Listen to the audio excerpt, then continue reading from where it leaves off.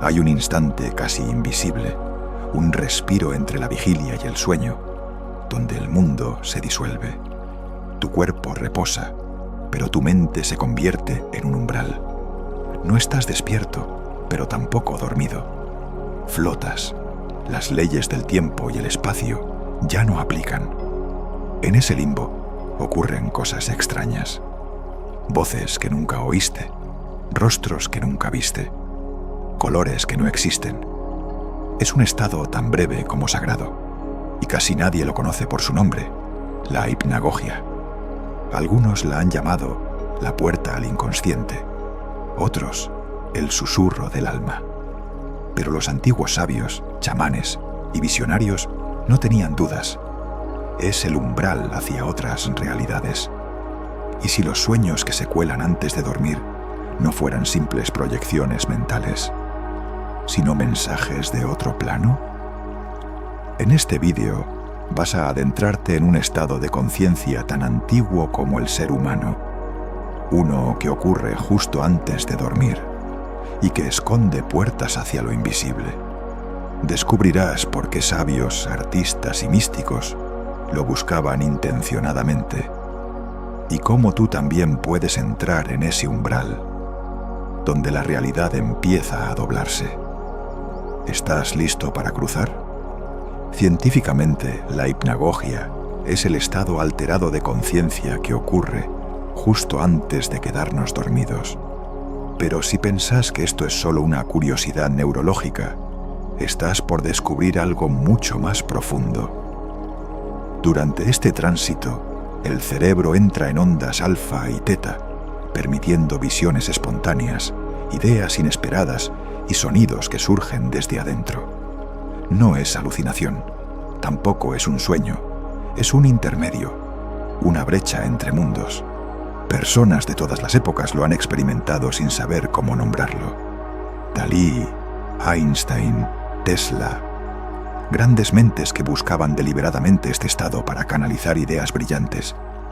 Y es que en la hipnagogia los límites se disuelven, la lógica cede, y lo invisible, por un instante, se hace tangible. Hay un momento, sutil pero fundamental.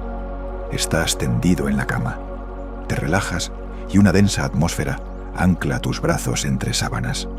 Tu cuerpo comienza a hundirse, los párpados pesan, el mundo exterior se apaga lentamente. Pero tu mente, ahí, justo en ese instante, comienza a desplegar escenas imposibles, imágenes sin orillas, sonidos sin origen, formas que vibran como si fuesen de otro plano. No estás soñando aún, tampoco estás despierto. Estás en un umbral invisible, frágil, mágico. Los antiguos lo conocían, los místicos lo perseguían. Los científicos modernos ahora intentan descifrarlo. Esto es lo que se llama estado hipnagógico.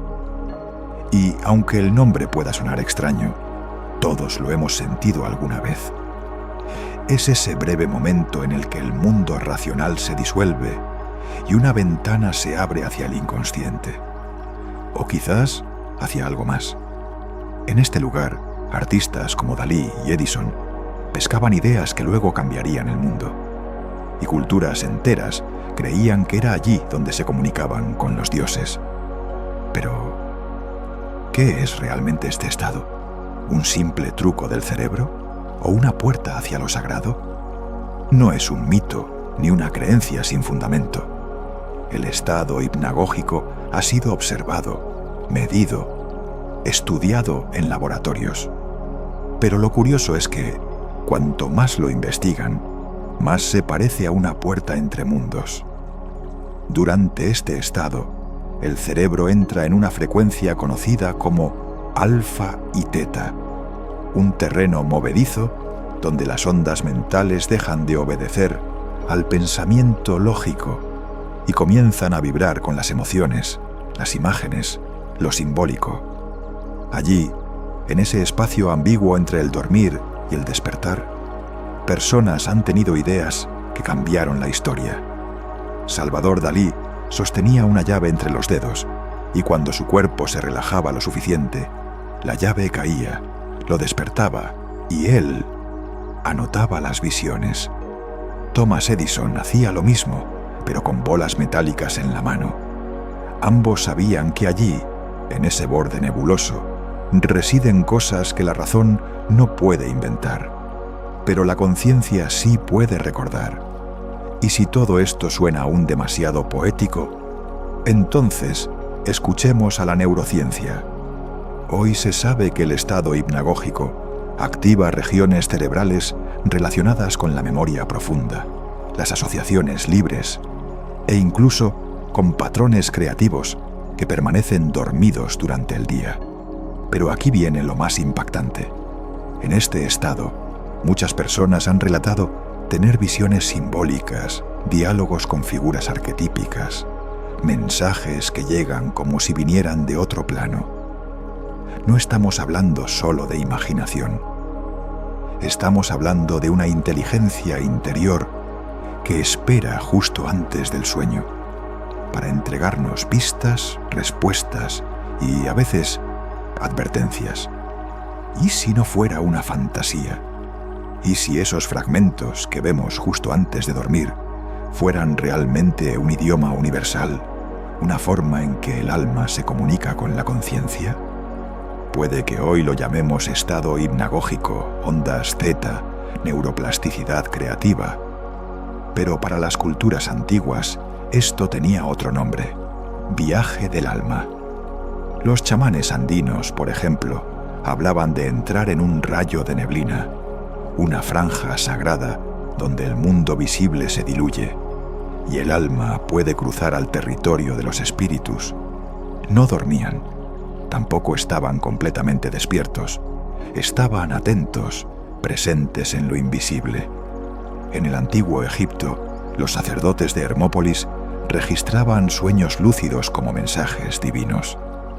Decían que los dioses hablaban en símbolos y que solo quien hubiera aprendido a ver con los ojos cerrados podría interpretar su lenguaje. En la India, los sabios vedánticos enseñaban que hay un cuarto estado de conciencia, Turiya, más allá de la vigilia, el sueño y el sueño profundo. Un estado de pura percepción, donde el yo se disuelve y solo queda la presencia. ¿Y si todas estas tradiciones estuvieran hablando de lo mismo? De ese instante breve y sagrado en que lo consciente y lo inconsciente se tocan, de ese momento donde el velo cae y lo eterno se cuela en lo cotidiano. Incluso en el cristianismo místico, muchos santos relataban visiones al borde del sueño, aportes celestiales que no venían del pensamiento, sino del silencio. Hoy, la ciencia empieza a rastrear ese terreno con sensores y escáneres, pero los sabios de antaño ya caminaban por él, guiados por símbolos, rituales y una certeza: que hay puertas que solo se abren cuando se deja de mirar con los ojos del cuerpo y se empieza a ver con los ojos del alma. Carl Jung no era un místico, era psiquiatra, académico, meticuloso en sus observaciones. Y, sin embargo, se atrevió a cruzar el umbral. Fue durante una crisis profunda, cuando su alma comenzó a hablarle en imágenes. No delirios, no alucinaciones, visiones. Veía un mar rojo bañando Europa, torres cayendo, ríos de sangre. Y una voz interna le susurraba que algo terrible se avecinaba. Era 1913, un año antes del estallido de la Primera Guerra Mundial. Jung se preguntó: ¿estoy perdiendo la razón? ¿O es que existe algo más profundo que el pensamiento racional?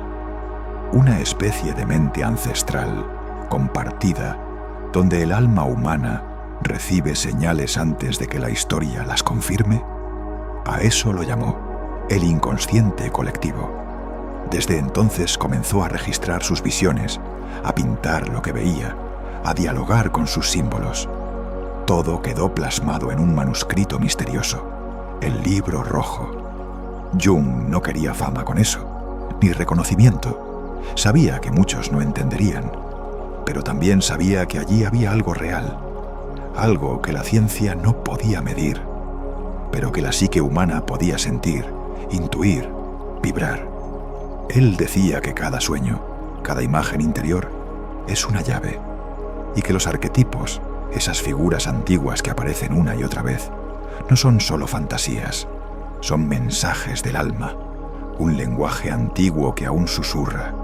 Si uno sabe escuchar, ¿y tú cuántas veces has soñado algo que luego se volvió real? ¿Lo ignoraste o has tomado nota? Porque quizás, como Jung, estabas a punto de descubrir que lo invisible también es parte de nosotros. Durante siglos, los sueños, las visiones, las intuiciones profundas fueron descartadas como fantasías. Pero hoy, la ciencia está comenzando a escuchar, o al menos a preguntarse. En los laboratorios de neurociencia, con escáneres que leen las ondas del cerebro, se están registrando fenómenos que hasta hace poco hubieran sido considerados pura magia.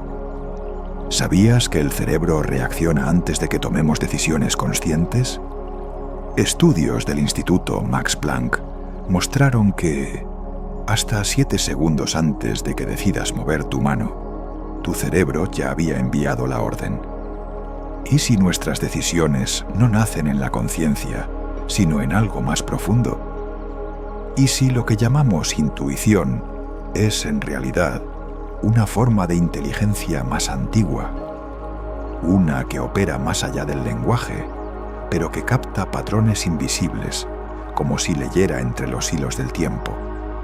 La ciencia está empezando a observar estos fenómenos con otros ojos. Y aunque aún no tiene todas las respuestas, una cosa es clara: la mente humana no termina en el cráneo. Es un campo, un puente, una antena. Y quizás la conexión entre alma y cosmos no sea una ilusión mística, sino una verdad que la ciencia lentamente comienza a redescubrir. Tal vez no estamos aprendiendo algo nuevo, tal vez estamos recordando que alguna vez, cuando la ciencia era aún poesía y la espiritualidad era una ciencia del alma, sabíamos que todo estaba conectado, que cada pensamiento emitía una frecuencia, que cada emoción era una llave, que lo que sentimos, creemos y decimos tiene poder de creación. Hoy, en este instante, vivimos un tiempo donde esas dos corrientes, la razón y la revelación, vuelven a entrelazarse, como dos ríos antiguos que se habían separado y ahora, por fin, se funden en uno solo. ¿Y tú? ¿Estás dispuesto a mirar más allá de lo que te contaron? ¿A hacer de tu vida un laboratorio sagrado donde la ciencia de tu cuerpo y la sabiduría de tu alma se unan como nunca antes? Si este video resonó contigo, si alguna palabra encendió algo en lo profundo, te invito a ser parte de esta comunidad, a suscribirte, a compartir, a dejar un comentario contándonos qué antigua verdad sientes que está volviendo. Gracias por estar aquí. Gracias por recordar. Hasta el próximo encuentro, donde seguiremos abriendo puertas a los misterios que ya viven en tu interior.